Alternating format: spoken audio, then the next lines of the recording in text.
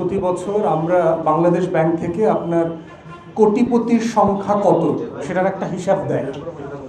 এই বছর কয়জন কোটিপতি হয়েছে আপনি দেখবেন আওয়ামী লীগের প্রতি বছর আমাদের দেশে কোটিপতির সংখ্যা বেড়েছে, লক্ষাধিক কোটিপতি আছে। এবং এটা কিসের ভিত্তিতে করে যে সরকারের ব্যাংকগুলোতে, বাংলাদেশের যে ব্যাংকগুলো আছে এই ব্যাংকগুলোতে কোটি টাকার ফিক্সড ডিপোজিট আছে এইরকম, অথবা কোনো একটা অ্যাকাউন্টে 1 কোটি টাকা আছে এরকম কি পরিমাণ অ্যাকাউন্ট আছে। এর বাইরেও কিন্তু আপনার প্লটের মালিক, ফ্ল্যাটের মালিক, এরকম আরও লক্ষ লক্ষ মানুষ আছে যারা কোটিপতি।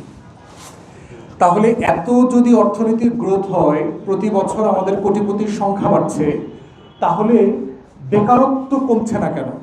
আপনি দেখবেন প্রতি বছর কিন্তু আবার লাখে লাখে বেকার যুবকদের সংখ্যাও বেড়েছে। তাহলে দুইটা তো একসাথে চলতে পারে না, যে আমার দেশের অর্থনীতি খুব ভালো, আমার দেশে আপনার অনেক মানুষ কোটি টাকার মালিক হচ্ছে, কিন্তু আমার দেশে প্লট ফ্ল্যাটের মালিক হচ্ছে, কিন্তু বেকার যুবকদের চাকরি হচ্ছে না। এর মানে হচ্ছে যে একটা লুটপাটের অর্থনীতি তৈরি হয়েছে এখানে। আমার আপনার ব্যাংকে গচ্ছিত টাকা অথবা রাষ্ট্রের টাকা লুটপাট করে মানুষ প্লট ফ্ল্যাটের মালিক হয়েছে, ব্যাংকে টাকার মালিক হয়েছে, এফডিআর করেছে, বিদেশে টাকা পাচার করেছে, কিন্তু সেটা দিয়ে বাংলাদেশের অর্থনীতি আসলে ঘুরে দাঁড়ায় নাই। দেশের 40টা ব্যাংক রেড জোনে চলে গেছে। আপনাদের মনে থাকার কথা, আওয়ামী লীগের শেষ আমলটাতে 5,000 টাকার একটা চেক পর্যন্ত আমাদের গ্রাহকরা ভাঙাতে পারে নাই। ব্রাঞ্চের পর ব্রাঞ্চ, এলাকার পর এলাকা বিভিন্ন জায়গায় গেছে। 1 লাখ 2 লাখ টাকার জন্য চেক ক্লিয়ার করবার জন্য সেন্ট্রাল ব্যাংক অথবা হেড অফিসের ক্লিয়ারেন্স লাগবে, এই ধরনের চেষ্টাও আমরা দেখেছি। তো সেই রকম একটা ভঙ্গুর অর্থনীতি অন্তর্বর্তীকালীন সরকার পেয়েছে এবং এটা বিএনপি সরকারও পেয়েছে। তাই আজকে আমাদের যেই প্রস্তাবনা থাকবে অথবা যেই সমালোচনাগুলো থাকবে সেটা হচ্ছে সামগ্রিক। এটার পুরো দায় আসলে বিএনপি সরকারের না, এইটা মাথায় রেখে আপনাদেরকে পুরোটা করতে হবে। তবে এইটার দায়িত্ব হচ্ছে বিএনপি সরকার এই সিচুয়েশনটাকে ম্যানেজ করতে পারছে কিনা, এটার দায় তাদের শতভাগ।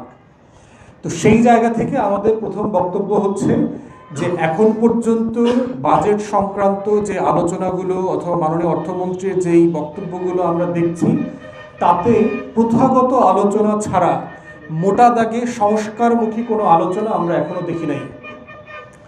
দেখেন, জুলাইয়ের গণ অভ্যুত্থান 24-এ যে একটা বড় ঘটনা ঘটে গেছে, এইটা কিন্তু শুধুমাত্র কোটা বিরোধী আন্দোলন আকারে দেখার সুযোগ নাই, যে আমার চাকরির কোটা 60 থেকে 10-এ 5-এ 7-এ নামায় নিয়ে আসো।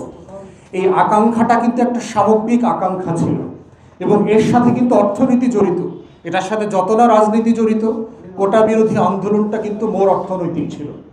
কারণ আমাদের লক্ষ লক্ষ শিক্ষিত তরুণ তরুণীরা চাকরির বাজারে ঢোকার পরে দেখতে পাচ্ছে যে দলীয় নেতাকর্মী, কার দাদা কার নানা কত বছর আগে কোন রাজনৈতিক দল করে একটা ভুয়া সনদ জোগাড় করছে, সেই সনদের ভিত্তিতে সে এখনও চাকরি পায়।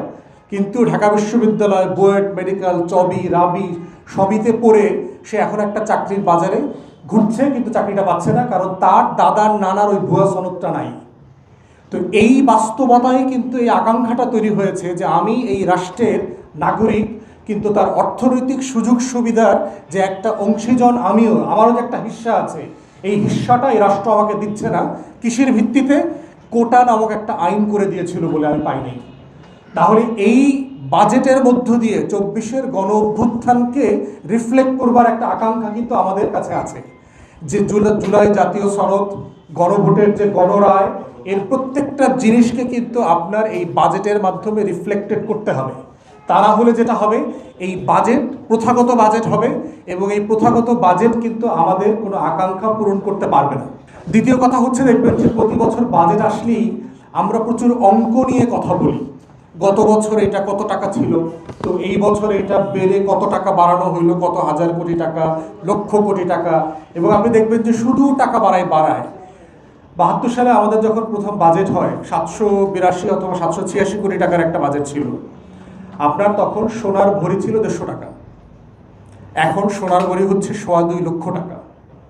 এখন আপনি চিন্তা করে দেখেন যে আসলে আমার বাজেটের সাইজ বাড়ছে কিনা, যে আপনি 786 কোটি টাকা দিয়ে কত ভরি সোনা কিনতে পারতেন 72 সালে, আর আজকে 8 লক্ষ কোটি টাকা অথবা 9 লক্ষ কোটি টাকা দিয়ে আপনি আসলে কত ভরি সোনা কিনতে পারবেন। তাহলে টেকনিক্যালি চিন্তা করেন যে আমার বাজেটের আকার জেনুইন সেন্সে যতটুকু বেড়েছে তার থেকে কিন্তু আমার ইনফ্লেশন বেশি বেড়েছে, মুদ্রাস্ফীতি বেশি বেড়েছে।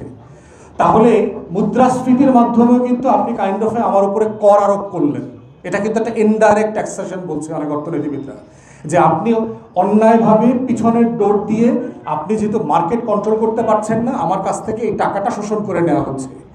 এবং এই রিয়ালিটিতে দেখেন, আমার যখন বাংলাদেশে বহু বছরে আপনার বেসিক রাষ্ট্র পরিচালনার যে ব্যয়, যেটাকে আমরা রেভিনিউ এক্সপেন্ডিচার বলি, রাজস্ব ব্যয় বলছি, সেইটা যে রাজস্ব আয় হয় তার থেকে বেড়ে গেছে। আমরা রাজস্ব ব্যয় কোনটা বলছি? রাজস্ব ব্যয় হচ্ছে আপনার সরকার পরিচালনা, আমাদের যে সরকারি প্রায় 20-22 লক্ষ আপনার সরাসরি এবং মানে এজেন্সি স্টাফ যারা, তাদেরকে যে বেতন ভাতা বোনাস দিতে হয়, এইটার খরচ, রাষ্ট্রের যে ঋণ আছে এই ঋণ পরিশোধ করবার জন্য যে সুদ দিতে হয়, এই খরচগুলোই আমাদের যে রাজস্ব আয় হয় তার থেকে বেশি।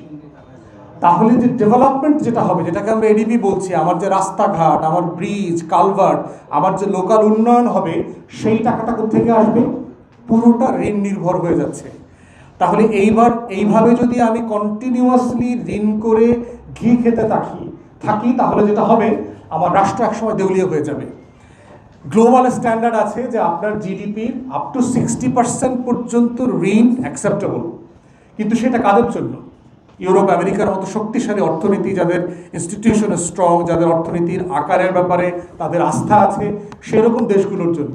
কিন্তু আমার অর্থনীতিতে খুব ফ্র্যাজাইল, আমার ট্যাক্সেশন খুব ফ্র্যাজাইল, আমার যে অর্থনীতির যে যতগুলো মানদণ্ড আছে প্রত্যেকটা মানদণ্ড ভেঙে গেছে, ভঙ্গুর।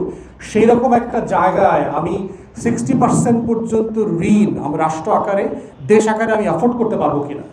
এবং জেনুইন জিডিপির সাইজের তুলনায় অনেকে বলছে যে আমার সেই লিমিট ক্রস করে গেছে। তাহলে সেই রকম একটা বাস্তবতায় আমি আরও বেশি ঋণ নির্ভর বাজেট তৈরি করতে যাব না, আমি আসলে এটাকে সাইজে কমায় নিয়ে আসবো, আমার খরচ কমাবো? আমরা আমাদের জায়গা থেকে বারবার একটা কথা বলেছি যে আমাদের রাষ্ট্র পরিচালনার ব্যয় কমাতে হবে।